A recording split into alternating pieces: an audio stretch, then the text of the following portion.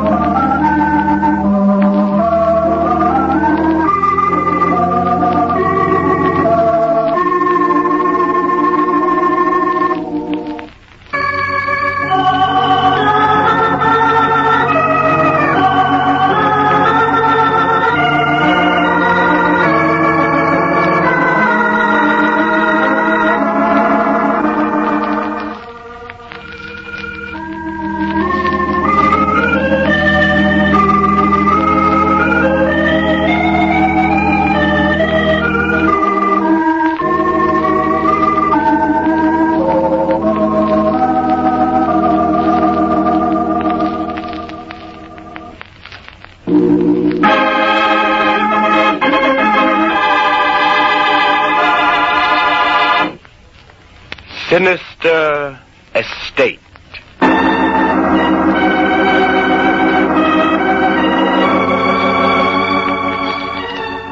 No, Mr. Tilton, your son's fears are not imaginary. They are as real to him as a dagger pointed at his heart. We doctors recognize that today. 20 years ago, we might have felt as you do now. But Roger seems so normal in every other respect, Doctor. Like any other lad of 19. Mr. Tilton, your son is suffering from fear of open spaces. To Roger, the world outside your estate, Manor Park, is filled with terror. Doctor, please, I'll put my whole fortune at your disposal if you can only cure him. I'm sorry, Mr. Tilton, your millions will not help. Someday, perhaps, he may be able to cure himself. Someday, perhaps, he may not fear to leave the gates that surround Manor Park. And if not? Roger will have to live on the estate until he dies.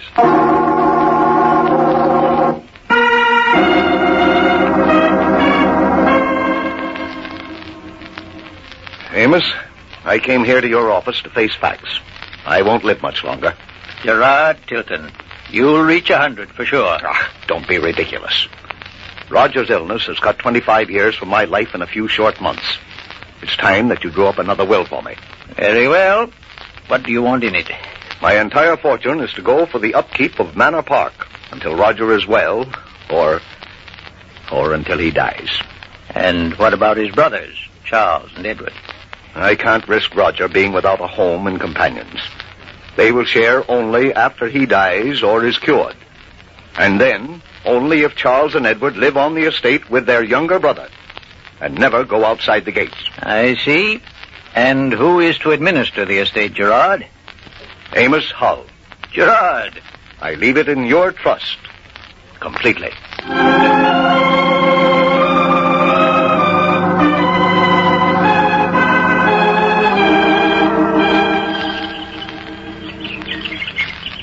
But, Abby, please be patient. I've been patient, Charles, and I'm through being patient. Perhaps in a little while. A little while. It's 18 years since your father died. 17 years since Uncle Amos first brought me to visit the poor Tilton boys cooped up on Manor Park Estate. It's 15 years since we were engaged. Abby. I love you, Charles. But the years are flying too fast. But, Abby, you know my father's will. I have to stay here at Manor Park with Roger. You'll have to marry me and live here. We've been through this 100 times. I'd rather die than stay here. Abby, please. This isn't a home, it's a prison. The very trees around us here seem to shut us in. This gate, it's a prison gate. No one really wants to be here. Roger is chained by his own fears. Edward and you are fettered by your greediness. Greediness? Yes. Other men would have gone out and earned their own living instead of sitting here waiting for Roger to die. Abby, I'm not greedy, but how can I think of leaving? I'm 42, not a lick of business experience. Oh, Charles, you'll just have to solve these problems for yourself. I'm tired. I'm desperately tired. You know how I feel. I've told you in the plainest words I know. Make up your mind, Charles. By tomorrow. I'll come back then to hear your answer. Miss was right, sir. Higgins, you were behind the trees, eavesdropping. Can't I have any privacy? I'm only a gardener, but I do know something about the world. It's money that makes you Tiltons bitter and full of hate. Mind your own business. Did you ever consider the flowers, for instance, Mr. Charles? Flowers are good people. Oh, shut up. Go back to your silly flowers. I'm going into the house. Shut up, he says. But he's got no manners. Now take my daffodils. Top of the morning, Mr. Higgins, they say to me. That's real manners, that is. People. Be better if they was all in their graves to feed the flowers.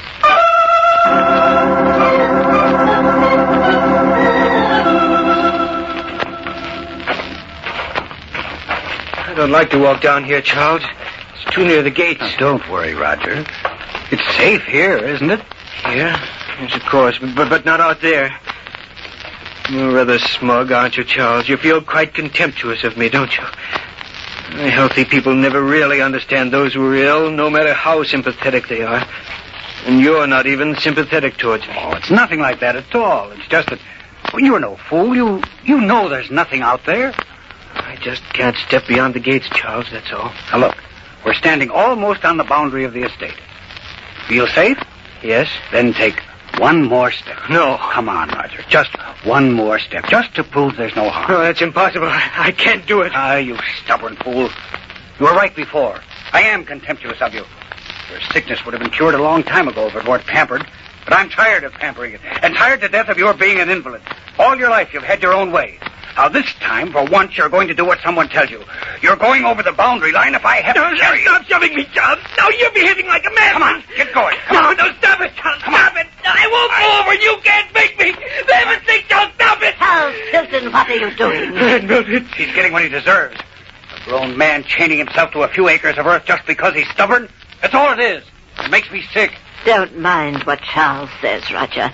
Mr. Hull is going to hear about this.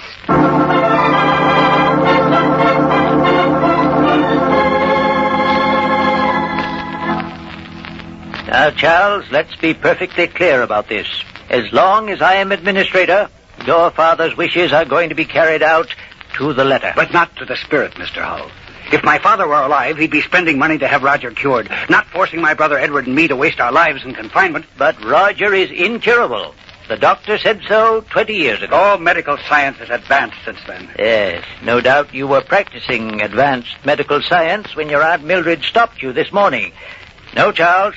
Administering the Tilton estate takes too much of my time for me to go chasing these scientific will-o'-the-wisps. I know why you don't care to cure Roger. As long as he's ill, you have the estate to administer. Don't be impertinent. I'd still like an accounting. And so would Edward. I didn't come here to discuss what you and Edward want. But I'll tell you this. One more attempt to force Roger from these grounds, and both your rights to the estate will be forfeit.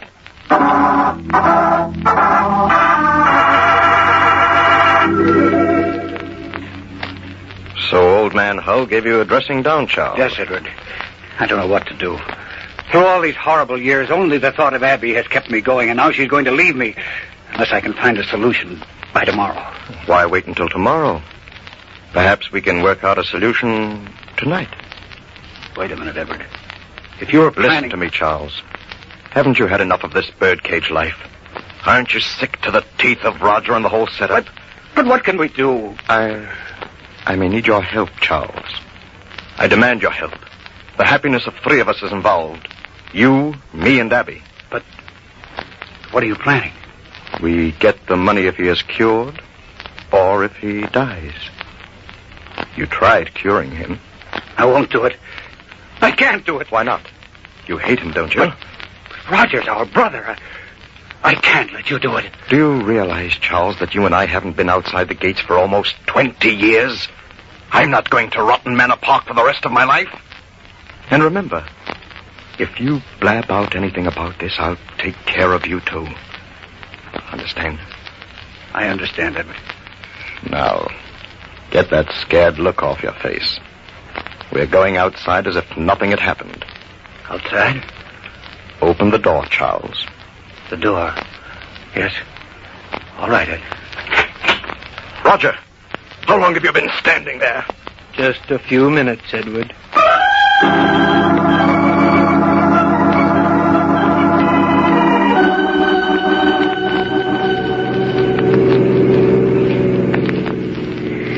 Nice of you to drive me to Manor Park, Uncle Amos. Coincidence.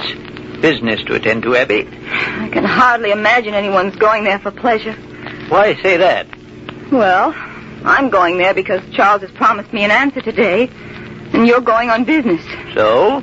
We're not going to Manor Park because we want to relax. How can anyone relax at Manor Park? Everybody who has anything to do with the place seems poisoned, polluted by it. Oh, nonsense. Manor Park is as good a place to relax as any. I wish I could feel that way, Uncle, but I can't. I hope I never have to come out here again. Well, different folks have different feelings.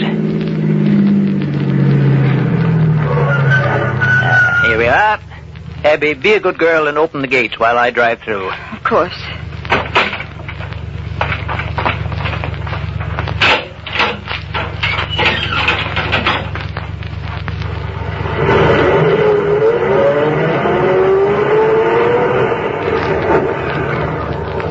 Hop in now, Abby. I'll drive you to the main house. No, I'll wait here. I can't stand this place. It gives me the shivers. You tell Charles I'm waiting for him, just inside the gate. Well, all right, Abby.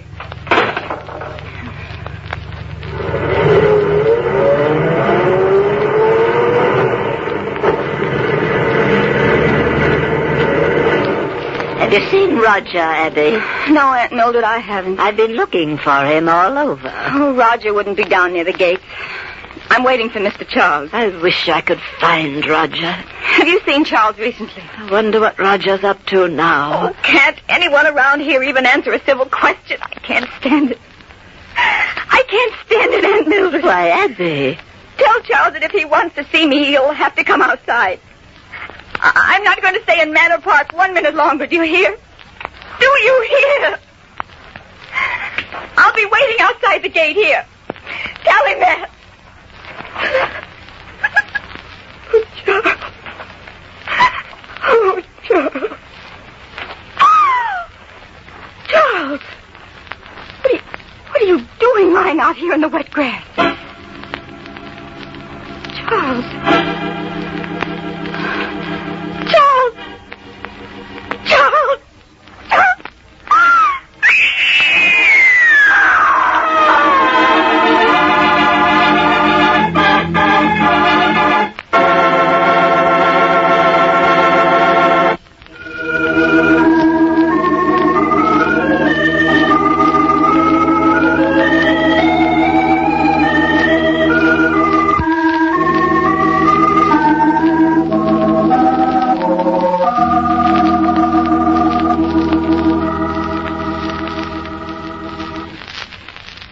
On the sinister estate of Manor Park, a legacy and the terror of the unknown hold imprisoned a strange group of people.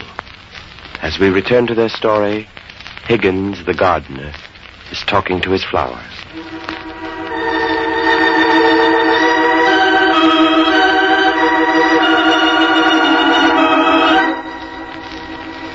People are supposed to be something special. But for my part, I'd much rather be with you, Flowers. Now take the people here on Manor Park Estate where I garden. Old man Tilton left Manor Park to Roger. He can't go out of the place 'cause he's feared. Never knew a flower to fear anything. Now, Charles and Edward, Roger's brothers, didn't like that because they wanted part of the money. Ever heard of a flower wanting money? I guess Abby Hull knew what she was doing when she told Charles to make up his mind as to whether he wanted to marry her or have his share in the estate. But she must have loved him pretty good, because she was broke up quite a bit when she found his body out there on the road, outside the estate. I saw him lying right outside the gate there in the grass, Edward. I knelt down, and then I found he was dead. Well? He was murdered, Edward. I'm sure of it. No need to worry, Abby. Your uncle will arrange to have him buried. Edward, I'm talking about your own brother. He was murdered. It will be a quiet funeral. No one need ever know. How can you be so callous about Charles's death? What do you want me to do about it? Wail and beat my breast? No, but I can't bring him back to life, can I? I don't think you wanted him alive. He was a fool. Sooner or later, fools die. Doesn't matter when. Or how. Or how. Or who caused the death, Edward. Of course. It matters to me. Charles was trying to free himself from Manor Park because I insisted. He's free of it now. You don't have any reason to complain? I don't intend to complain. With or without your help, I'm going to find Charles's murderer. And I don't think I'll have to look too far.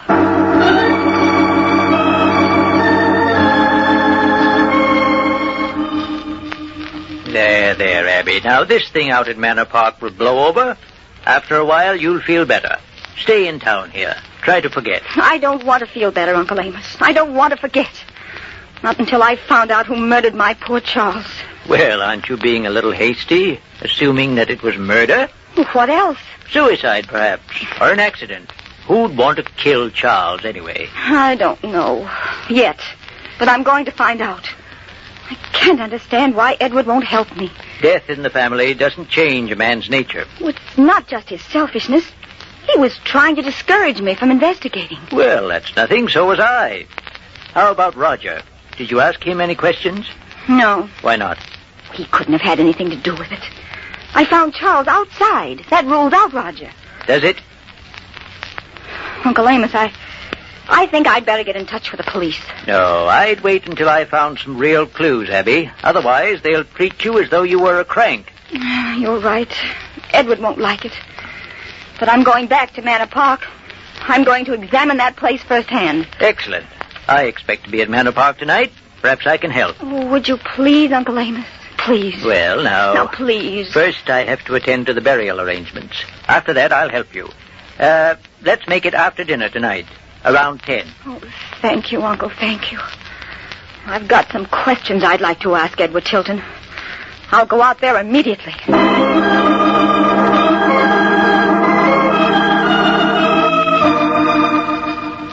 Hello, Abby. When did you get here? Just 10 minutes ago, Roger.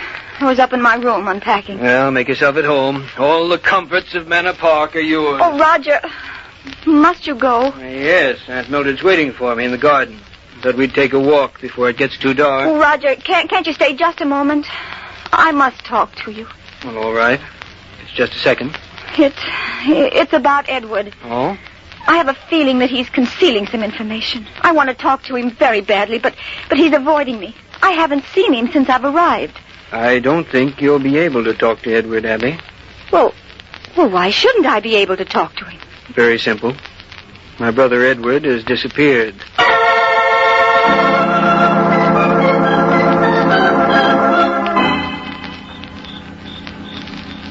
Roger, don't wander too far away in the dark. No, Aunt Mildred. I'll just sit down here under this tree. All right, dear.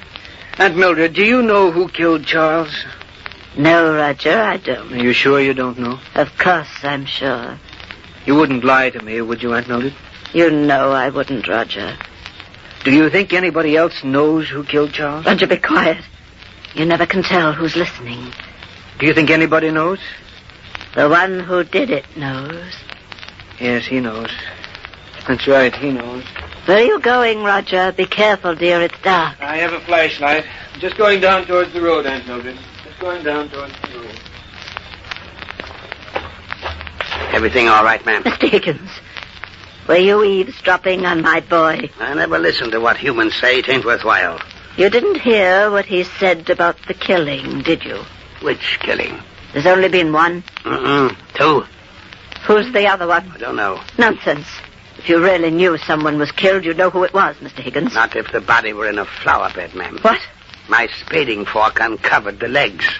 Yes? But I've already planted some flowers over there. You ninny. Ninny, am I? I'm not going to rearrange my flowers just because of some worthless corpse. Oh, of course. Of course. Tell me, Mr. Higgins, which flower bed was disturbed? The one between the fountain and the hydrangeas. Inside Manor Park? Yes, Miss Randolph. Inside the park. Oh, Roger. Roger, my poor nephew. You shouldn't have done it.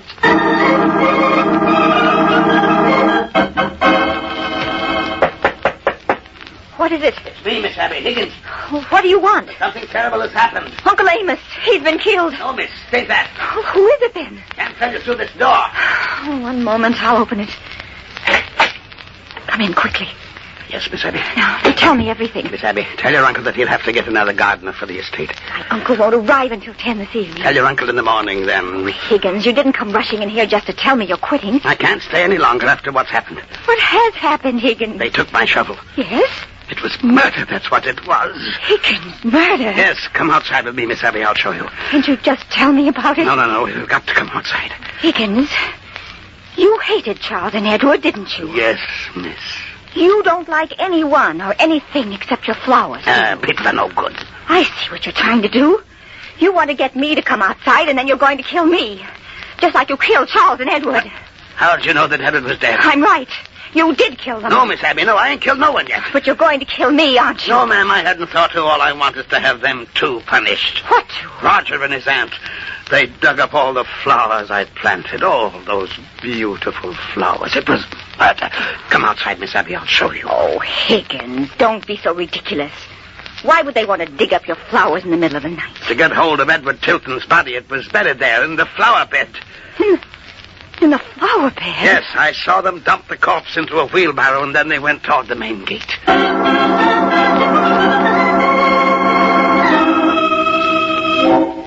All right, Higgins. Keep walking ahead of me. Yes, ma'am, we'll soon catch up to them. You keep moving. If you make one step towards me, Higgins, I'll scream. Listen. What is it? The wheelbarrow. Hurry. Yes, ma'am. Hurry, get behind this hedge. If they're just inside the gate. Quiet. Roger, you'd better rest a while. It isn't too heavy, Aunt Mildred. I can see them now, Higgins. Be careful. Yes, ma'am.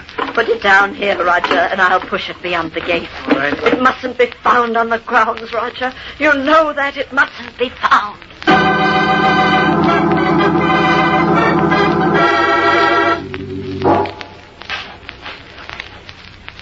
Can you see what she's doing, Higgins? Pretty well, ma'am. She's got the whole nigh filled up. Oh, my uncle will be here soon, I hope. When he comes, we'll have to track down Roger. That's right.